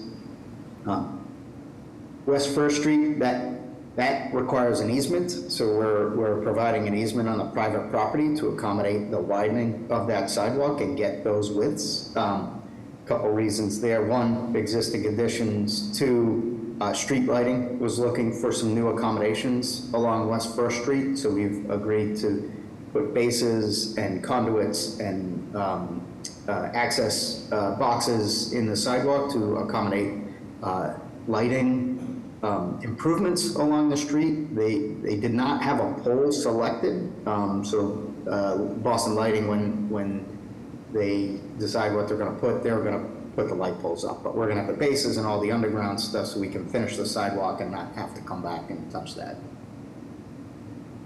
Again, no curb cuts, so that'll be a nice clean sidewalk now, which is really the heavy pedestrian activity is West First.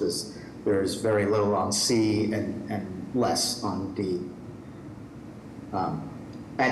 At the D Street intersection, we are modifying our curb cut there. We're widening it and worked with the Disabilities Commission to come up with a ramp configuration there, but then we looked at the other corners and the construction team looked at the other corners and noted that there were some non-compliances on the reciprocal ramp and then non-compliances on the reciprocal ramp to the reciprocal ramp. So we'll be doing those 3 over new, and there's a little bit of patching of the pavement where there's a lip that's occurred on the 4th ramp. So all 4 ramps have a little bit of work to be done. We're going to build 3 new and then clean up the one that's had some settlement occur over time. So bring this intersection into full compliance, and this is a signalized intersection, so trying to keep those patterns where they are, but bring the ramps into compliance.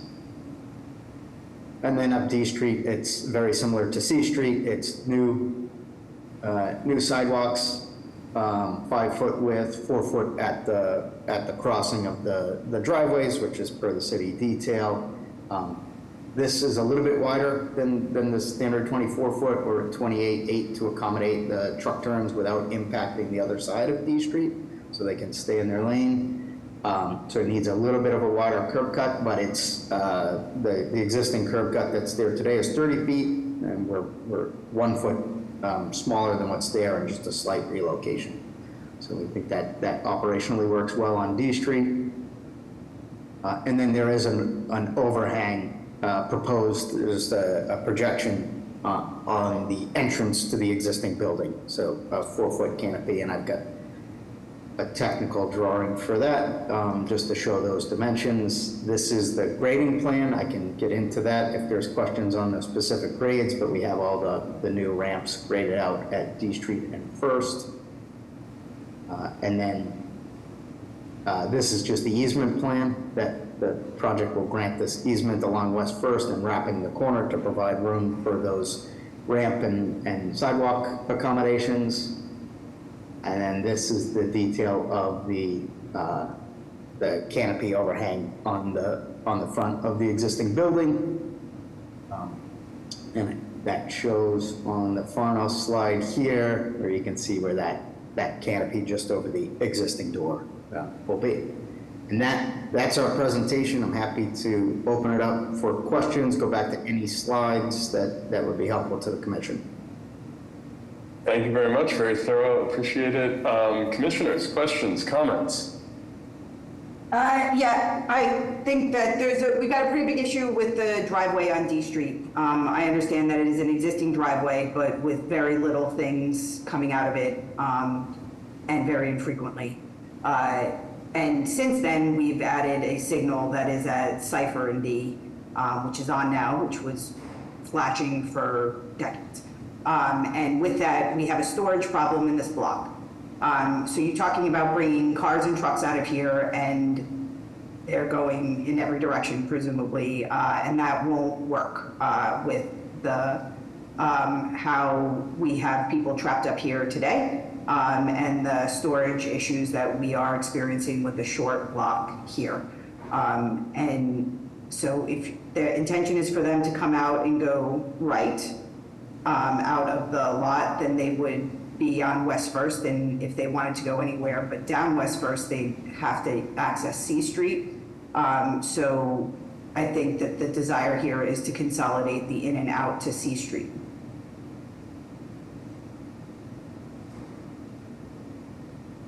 Okay, that's a new comment for me, but, Well, I made the comment when it hit ZBA, but it was told that that was not an appropriate time for this, so whenever you guys want to hear it, but yeah, we don't have the storage here. We've been adding these don't block the driveway things, and we don't have room for that either, so this will become a future problem. You've noted trucks several times, but they're exiting into a right turn only lane. And if they are going to be forced right, they are going to have to get back to C Street. So there's, this is a shorter journey by that. is the, if I may ask a clarifying question, is the concern more the exiting? The concern would be the exiting. The concern would also be if somebody wanted to enter and stop to wait for, right, the signal to go so that they can get into, right, so a right in, right, maybe is not the worst thing in the world, but the left in would be. So, and there's no way to stop that. So how many, yeah, I think that for the ease of one block over being on C Street where very little is happening is where we would like to consolidate all of this parking, exiting and entering. Well, I think we'll have to talk about that. I do think some operational, the way the operations work, I do think they intend to come in the right side, do some operations here in the middle and go out. And we'll just have to work internally with our team to see if those operations can work. Yeah, I mean, and it might make more sense to have one in and one out on C Street so that you can have one big lap of circulation within there. But with the addition of the signal at D and Cipher, we have a storage problem today. And so like, there is no way that we can have people transacting in and out of there without it causing more of a concern. Okay.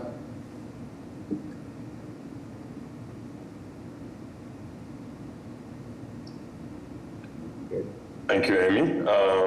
Other questions, comments?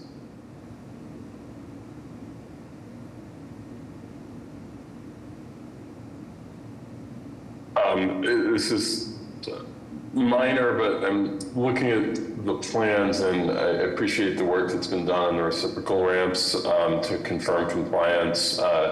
If we can just make sure that all that stuff is, all the reciprocals are noted on the plans, that would be appreciated. Yes, we'll make sure it's very clear on the final. Yep. All right, nothing else from the commission, PIC staff or members of the public? I would just ask that the projection license plan be updated to include a note and or detail that specifies that the canopy will be heat traced and drain internally to the building. That note, yep. Thank you.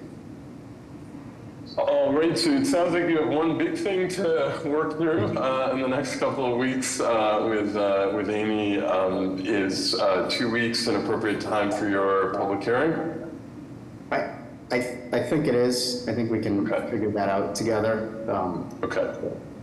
We can always continue if you need more time, but we are happy to see you back in 2 weeks, and hopefully we'll have a resolution on this. That sounds great. Thank you. All right, thanks so much.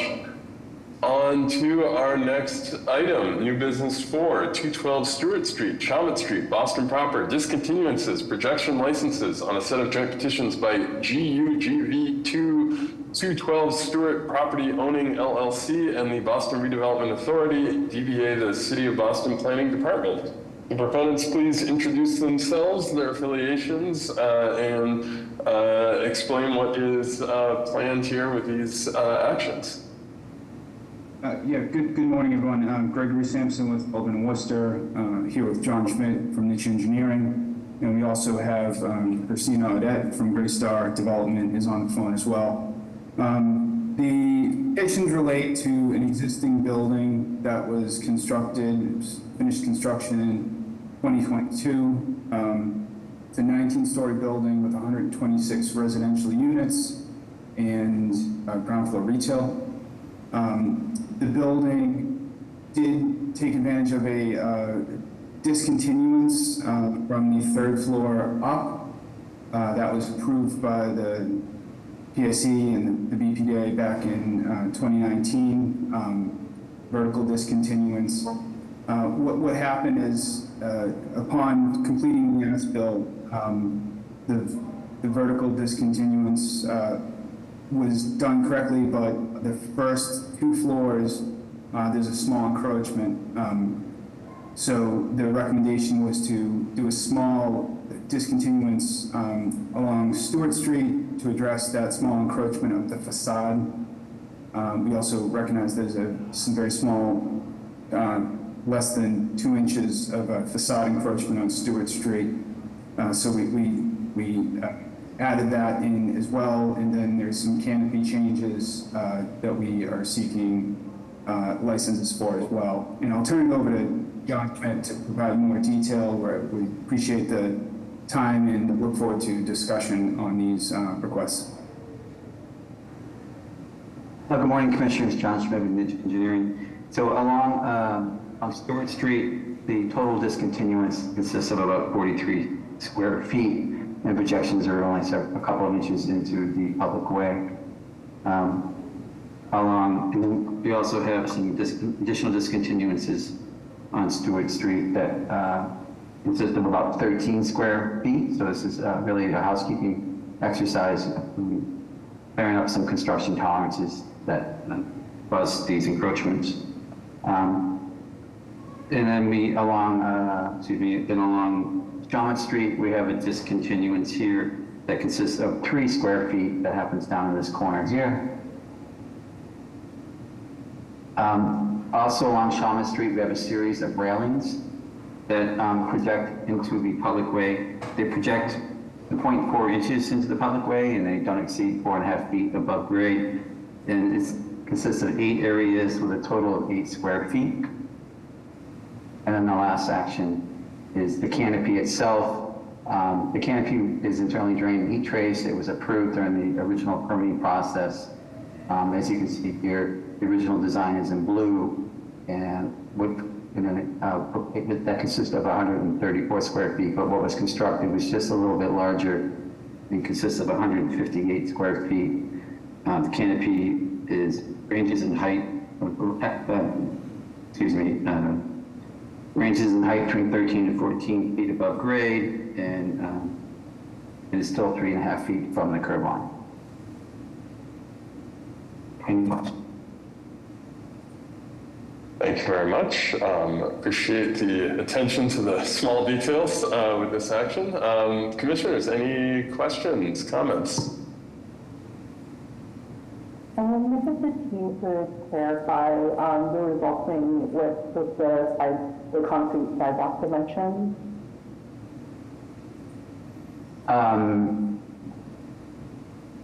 Sure, I can do that, but I can share that with you before the public hearing, if that's okay, Sarah? Because I can't zoom in on this and I don't have it called out in front of me. No worries. If that information to be shared with us when available. Thank you. Okay. I'm confident that we provide adequate clearances, but I'll demonstrate that to you.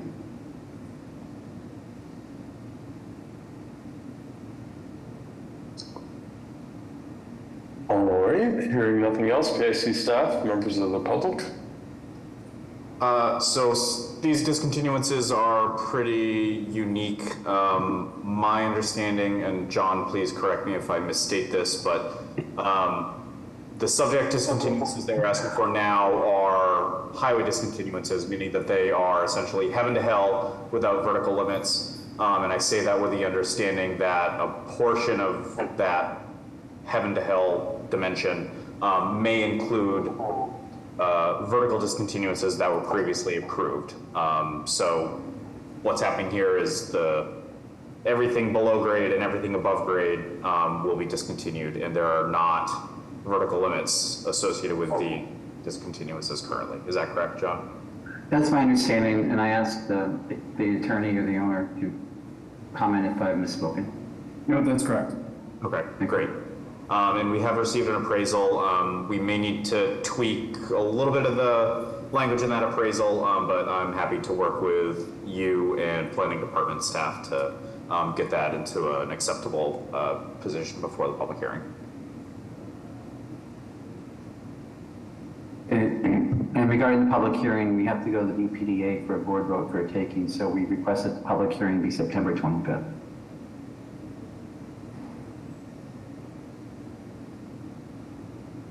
All right. Great. We will be happy to see you on September 25th. Thank you.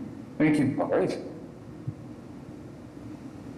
On to our next item of business, new business 5, 16 Whitby Street, East Boston, granted location on a petition by NSTAR Electric Company, DBA Eversource Energy. Would the proponents please introduce themselves, their affiliations, and talk us through what you're proposing to do? Good morning, this is Emmy McSweeney from Eversource.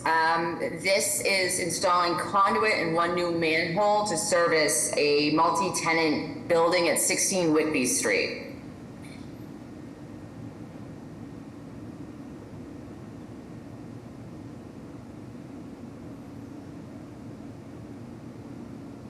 All right, commissioners, questions?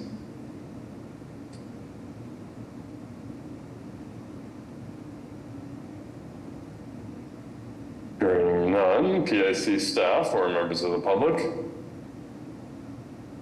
I don't see anybody from the public. I think we're all set on this. I will mention that Eversource has a few outstanding sets of Mylars and maintenance agreements from some of their past projects, and we will expect Eversource to have all of those submitted prior to a commission vote on this action, if the commission would go along with that.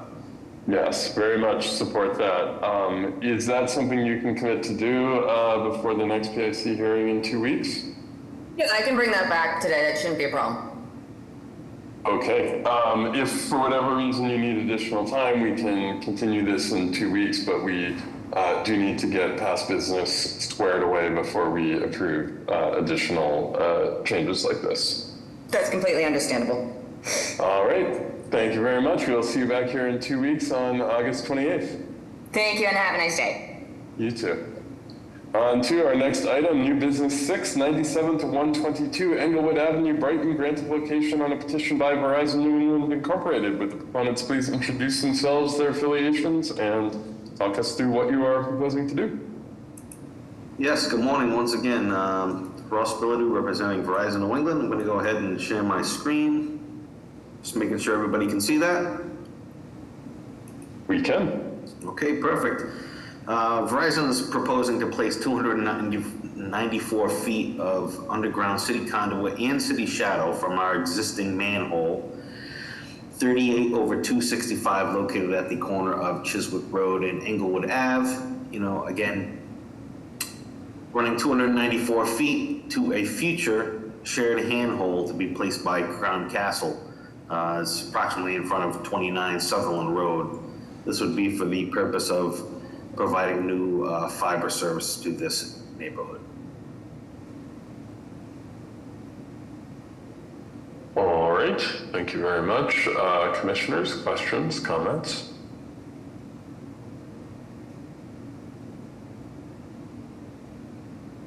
PIC staff or members of the public? All set on this one. All right, easy enough. Will you be ready for your public hearing in 2 weeks on August 28th? Yes, I'll plan to be here then. All right, we'll see you back here then. Thank you, Ross. Thank you.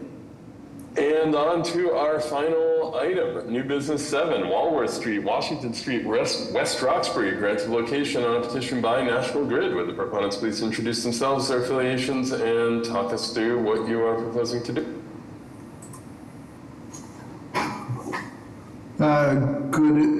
Good morning, Mr. Chairman, members of the Commission. Peter Nagel from National Grid, Corporate Affairs Community Engagement. I'm joined by our Sam Wifo, who is our regulator station project manager on this petition.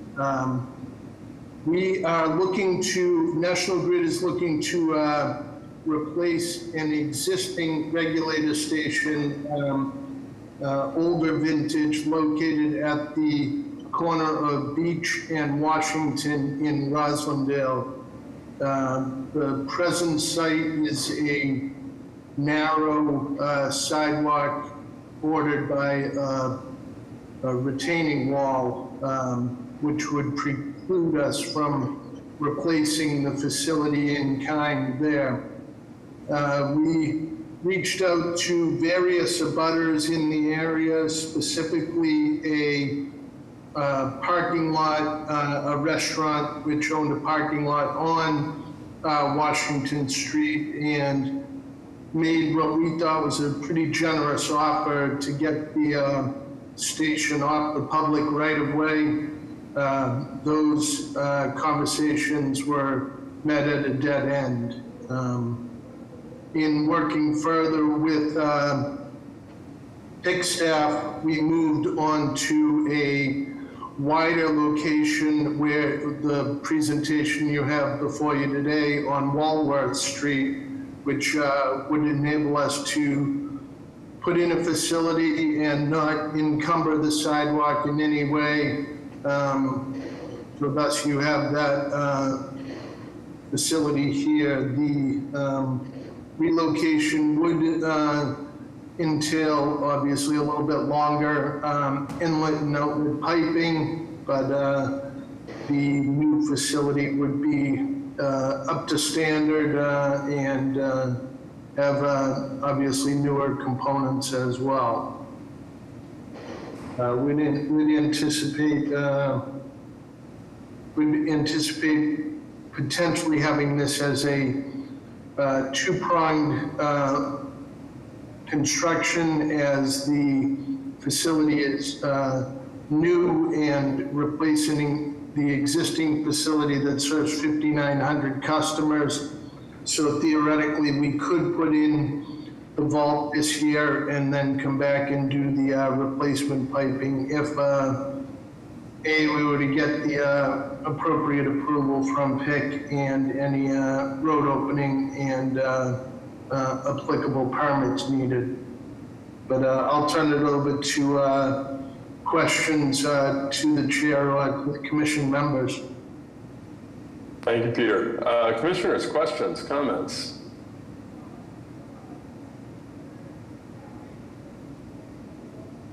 All right, hearing none. I'll just offer the comment of Peter. Thank you for the work that was done to try to look at how to minimize the impact of this. I appreciate you not just going straight to city sidewalks as a default, and so we are where we are. But just thank you for that.